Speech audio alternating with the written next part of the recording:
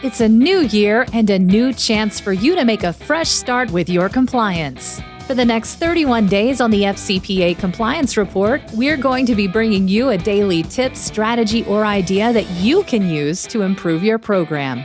Here's your host, Tom Fox, the Compliance Evangelist. Design of your Code of Conduct. Next is the design of your Code of Conduct. Through attention to detail in the design process, you should be able to come out at the end with a code which will help you to more fully operationalize your compliance program and indeed put your compliance program into the very DNA and fabric of your organization. You must begin with a determination of what you are trying to accomplish. It does not serve you to try and list every compliance risk that you might think your company may encounter. You should determine the values you want to communicate, what the expectations are for employees, and how to call the hotline.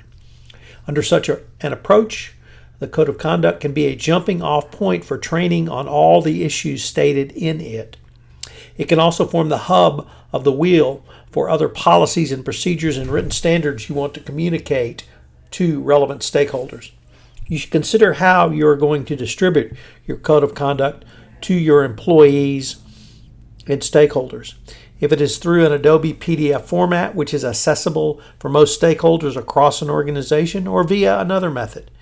If a significant part of your workforce does not have access to computers, online production will not work as the primary distribution platform.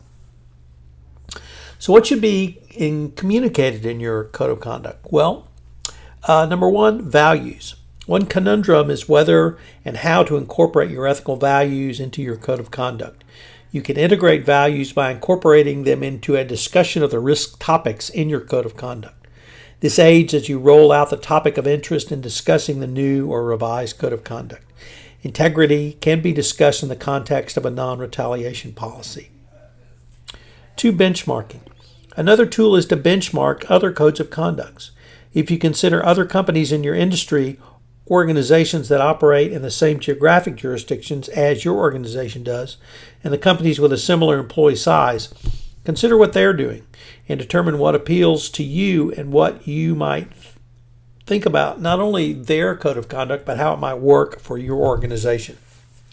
If you have not updated your code, there will probably be new areas you need to incorporate into an updated version. 2 obvious areas of risk include social media and cybersecurity. Such an exercise will help your goal setting at the beginning of the project and allow you to move more directly to the drafting of the text. 3. Drafting and redrafting. If you are starting from scratch, an outline is a good way to go. If you are working from a current version, you may want to go through a few drafts with redlining the text to eliminate confusing language and unnecessary legalization, which is meaningless to anyone other than lawyers. An example here is to move from the U.S.-centric focus on the FCPA due to the proliferation of other countries enacting anti-corruption legislation such as the Brazil Clean Companies Act, Chinese domestic anti-bribery laws, Sapon-Deux in France, of course the UK Bribery Act, and other standards as well. The overriding concept of operationalization applies equally to your Code of Conduct drafting or updating exercise. This means you need to consider how you're going to involve the operational areas of your organization in that process. As there is a clear Department of Justice expectation around your Code of Conduct as set out in the 2019 guidance. You should engage a focus group tasked with doing red lines of the text. A key is to involve employees from different parts of your organization. This means different functional business units as well as different geographic areas. It is important to involve people from outside outside compliance and legal functions in the process so that you can get buy-in from a wide variety of corporate business units. This can certainly aid when the time comes for rollout. Using the business folks to help develop questions and answers, examples, or scenarios can help to address common questions from the field and can also be helpful and useful in making your Code of Conduct training more effective. Having someone from operations suggest to you what would be a good example or Q&A, because if there are issues that the business unit needs to deal with on a daily basis, that can be most helpful not only for your Code of Conduct, but for moving it out and fully operationalizing it. Further, there are different parts of this process where you can include employees into your code development. This involvement not only makes your code of conduct more robust, but it will help it to further operationalize it by making it more applicable to the business folks who, in fact, and indeed are the ones who have to implement it. Indeed, the government will probably ask you who outside the compliance and legal function was involved and what their contribution was going forward. Getting different perspectives is important, but you need to include non-compliance teams early in the process by helping you plan and draft, and then, of course, through rewrite and implementation. You can look to the example of Louis Sapperman when he was Chief Compliance Officer at Dun & Bradstreet. They were working on a code of conduct revision, and through internal social media channels, the title of the code of conduct was suggested. So this is one way which you can certainly invest employees and have them have a vested interest in your code of conduct, most particularly when it's indeed the employees who are naming the very code that they want to follow. So think about how you can include focus groups, employees through social media, others in your organization, both at the corporate headquarters and other functional disciplines, but also different geographic regions.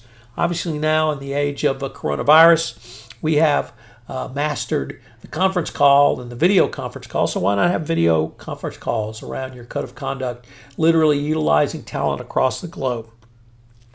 So what are today's 3 key takeaways? Well, number 1, get your business folks involved in your code of conduct from the outset. And more than simply the business folks, I would say others away from the corporate office and indeed in different geographic regions outside the United States, or if you're a non-U.S. domiciled corporation outside the home country where you're domiciled. 2, your ethical values should be integrated into and integral to your code of conduct. So make sure that you have your ethical values literally sprinkled throughout your code of conduct. And number 3, how have you operationalized your code of conduct? This is going to be an important issue for regulators, for your board of directors, and for other outside stakeholders who may want to see what are your values, are they written down, and are you really living up to them in a measured way going forward? I hope you will enjoy the entire month on written standards and that you will listen in again where we explore another topic in the month of May.